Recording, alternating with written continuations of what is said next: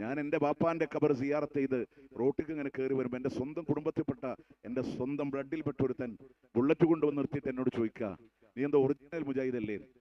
Original മുജാഹിദല്ലേ? അപ്പൊ എന്താ ആളുകളുടെ മനസ്സിൽ കൊടുത്തത്? ഇവർക്ക് ഖബർ സിയാറത്തില്ല എന്നൊരു രീതി കൊടുക്കാൻ. നമ്മൾ പറഞ്ഞു ധാരാളമായിട്ട് ചൊല്ലേ, അവിടെ പോലും നിങ്ങൾ നോക്ക്, അവിടെ പോയി സലാം പറയാ, ഖബറിൽ കിടക്കുന്ന വ്യക്തിക്ക് വേണ്ടി അള്ളാഹിനോട് പ്രാർത്ഥിക്കുക. നമ്മൾ നാടാന്തരം ഇങ്ങനെ നടക്കും, ഉയർത്തപ്പെട്ട ഖബറുകൾക്ക് ചാരെ പുണ്യം തേടി നടക്കുന്ന ആളുകളുണ്ട്. പ്രിയമുള്ളവരെ, റസൂൽ പറഞ്ഞു ഖബർ സിയാറത്ത് എന്തിനാണ്?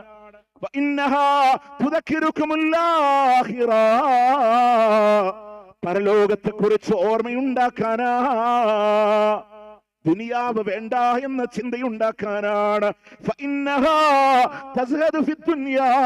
ദുനിയാവ് വേണ്ട എന്ന ചിന്തയുണ്ടാക്കാനാ. നമ്മൾ എന്തിനാ അജ്മീർ ഏർവാടി മുത്തുപേട്ട പോയത്? കച്ചവടത്തിൽ അഭിവൃദ്ധി ഉണ്ടാവാനാണ്, നഷ്ടപ്പെട്ടു പോയ വസ്തു തിരിച്ചു കിട്ടാനാണ്, മക്കളുടെ കല്യാണം പെട്ടെന്ന് നടക്കാനാണ്, വീടിന്റെ പണി പൂർത്തീകരിക്കാനാ. ഇസ്ലാം പറഞ്ഞു നാളെ ഞാനും ഇതുപോലെ ഖബറിൽ കിടക്കേണ്ടവനാണെന്ന ചിന്തയുണ്ടാക്കാനാണ്. ഷാഫി മദ്ഹബിലെ ആധികാരിക പണ്ഡിതനുണ്ട് ഇമാം മക്രീസി. തന്റെ തജ്രീദു തൗഹീദുൽ മക്രീസി എന്ന് പറഞ്ഞ വലിയ കിതാബൊന്നുമല്ല, ചെറിയ 27 പേജ് മാത്രമുള്ള ഒരു പുസ്തകം. അതിൽ അദ്ദേഹം പറഞ്ഞു വന്നാസ ഫീ ഹാദൽ ബാബി സലാസത്തു അഖ്വാം. ഷാഫി മദ്ഹബ പറയണേ, ഷാഫി മദ്ഹബിലെ പണ്ഡിതനെ പറയണേ.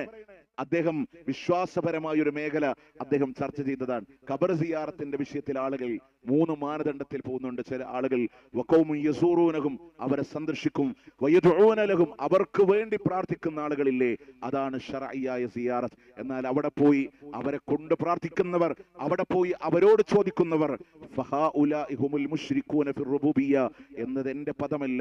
ഇമാം മക്രീസി തന്റെ തജ്രീദു തൗഹീദുൽ മക്രീസി എന്ന് പറയുന്ന കിതാബിൽ പറഞ്ഞതാണ്.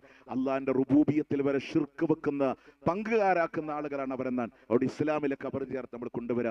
നിലവിളക്ക് അഗ്നി ആരാധനയുടെ ചിഹ്നമാണെന്ന് പറയുമ്പോൾ അതാരാ ഖബറിന്റെ ചാര കൊണ്ടുവന്ന് കത്തിക്കുന്നത്?